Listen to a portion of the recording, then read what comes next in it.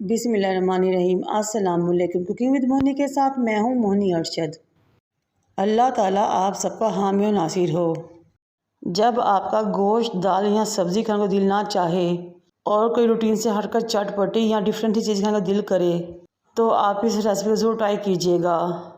इसको आप नाम दे सकते हैं कच्चे आम और हरी मिर्चों का सालन, खट्टी मिर्चें या फिर आम और मिर्चों की चटनी। चले बनाना स्टार्ट करते हैं।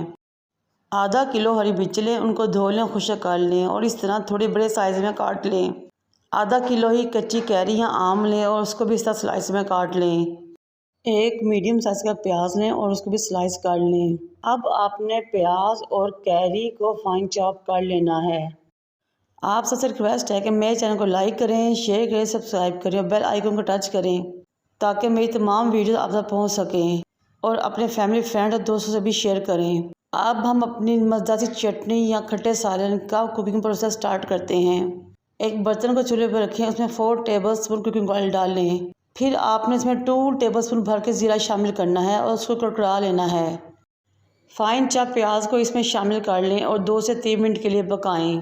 फिर आपने इसमें 2 टेबलस्पून भर के नमक के शामिल करने हैं।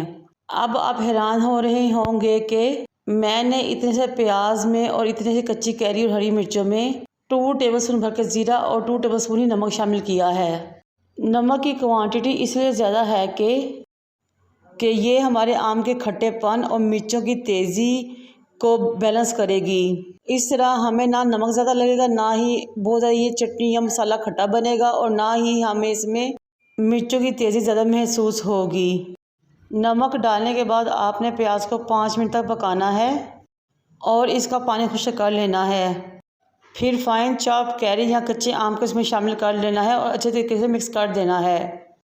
जब आम अच्छे तरीके से मिक्स हो जाए तो आपने कटी हुई हरी मिर्चें इसमें शामिल कर लेनी है। अब हरी मिर्चों को आम और प्याज के मिक्सचर में अच्छे तरीके से मिक्स करना है। ये बहुत ही मुनफिश, यूनिक और ज़बरदस्त रेसिपी है और हमारे घरों में तो पूरी गर्मियों में ये इस्तेमाल होती है, बहुत शौक़ से खाई जाती है।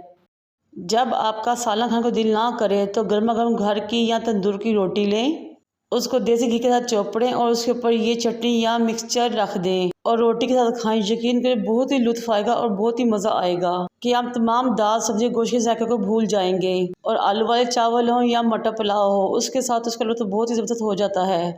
मिर्चें डालने के बाद 5 मिनट तक दम दें। ये लीजिए जनाब, हमारी बहुत ज़्यादा मिर्चें रेडी हो चुकी हैं। इन मिर्चों को आप 1 से 1.5 माह तक फ्रिज में रख कर भी इस्तेमाल कर सकते हैं क्योंकि इसमें खट्टा ज़्यादा होता है, इसलिए ये ख़राब नहीं होंगी।